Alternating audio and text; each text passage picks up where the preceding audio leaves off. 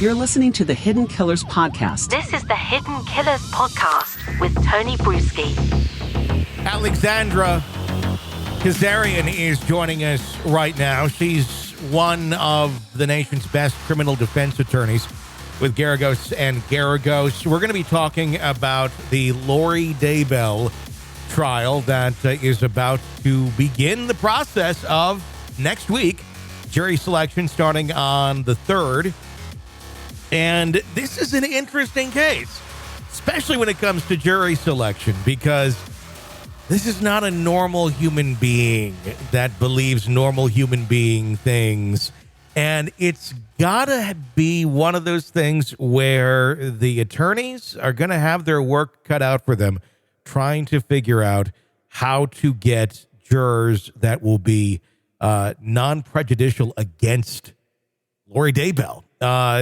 Give me some insight here, Alexandra, on what they're up against and what they would want to be looking for in this case. So the best that she can hope for is somebody who perhaps has some spiritual or religious leanings, but not very, very deep. Somebody who, has gone to church either as a child or goes to church maybe on some major events during the year, but doesn't adhere strictly every single day to a religious belief, because that's a person who can understand the pull of religion and understand how it could consume people, but also can think analytically about it.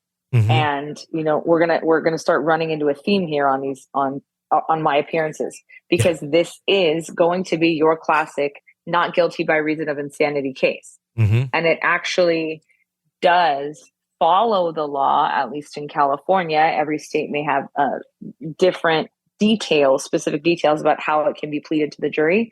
But here in California, if you are operating under a delusion, and that delusion itself is either morally correct or legally correct, and you are, if you convince a jury that you are honestly operating under that delusion at the time of this killing, then it may be not guilty by reason of insanity. So if you have somebody who believes in, the good of God and of a Christian religion, and you have somebody that agrees that there may be dark spirits out there, then it's not to say that they believe that she did the right thing, but that they could understand how she could be consumed by this delusion, and how in her mind she was doing the morally and legally in her mind correct thing by squashing these dark spirits, which were of the devil. In Idaho, I don't believe that they can plead that they can be found guilty under reason of insanity. But that's an interesting thing to bring up, because if, let's just in theory say that this was being tried in California, which obviously it's not, could they go in and could her defense literally be, if it were taking place in that state, that yes, she did this, but because at the time she believed her children were possessed by evil spirits and she called them zombies, and she vehemently believed that to be the case, and she killed them because she thought she was doing the right thing, that could get her off in a state like California. But in a state like, is that correct, number one? Could that be the argument?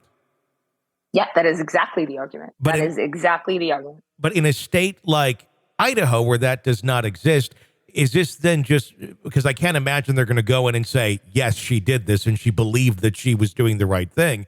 They're going to have to probably mount a defense of her that she didn't do this, or had nothing to do with it, or who knows what they're going to try and go with, because it doesn't seem to make a whole lot of sense yet.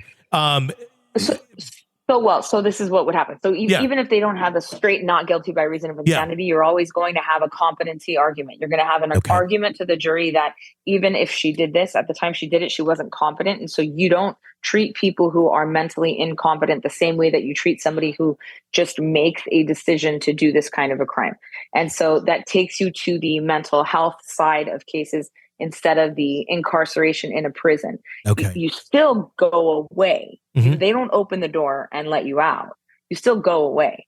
but you get locked up indefinitely in a mental health institution. And if at some point you regain your sanity after years and years and after medication, then there's a potential that you could be released. It's kind of like parole, but for mental health purposes, instead of just getting the death penalty, which she is eligible for, or instead of being locked up in prison for life. And every state, no matter where it is, has a mental health component to a defense, because you have to. It's cruel and unusual punishment to punish somebody who's so mentally incompetent that they don't know what they're doing. So in some places, that is an actual full defense, and in some places you have to really find it in the law. So it to understand this correctly, it can't be brought up as the defense. Like, we're pleading this, it's not allowed in Idaho.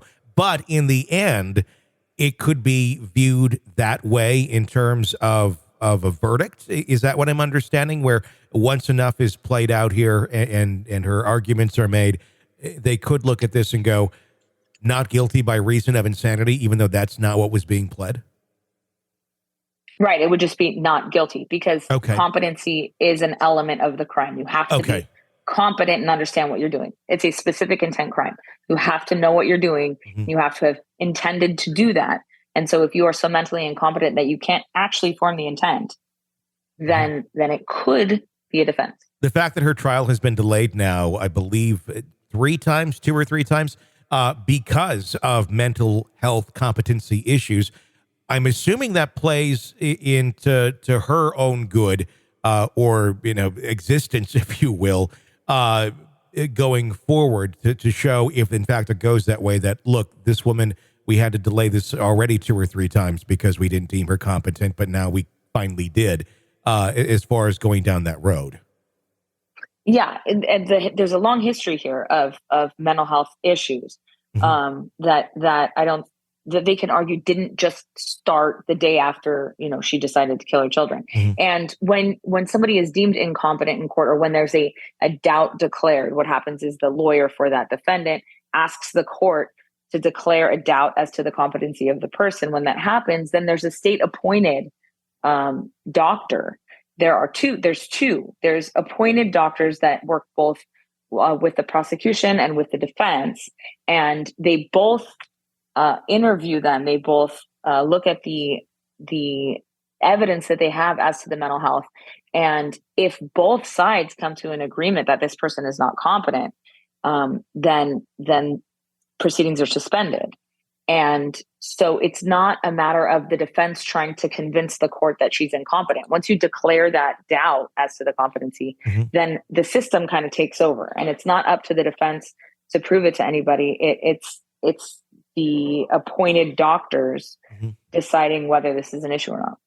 This is an examination of the hidden human condition. This is the Hidden Killers Podcast. The Hidden Killers Podcast. With Tony Bruschi. Alexandra, stay right there. We're going to be having a little bit more conversation about this, digging a little bit deeper into the potential directions that this all could go, knowing what we know about Lori Vallow Daybell's mental state. Be sure for you to press subscribe wherever you download podcasts so you don't miss any of the discussion and breaking updates on the cases that we're following for you right here. You can get an ad-free experience through Apple Podcasts right now. My name is Tony Bruschi. Stay with us.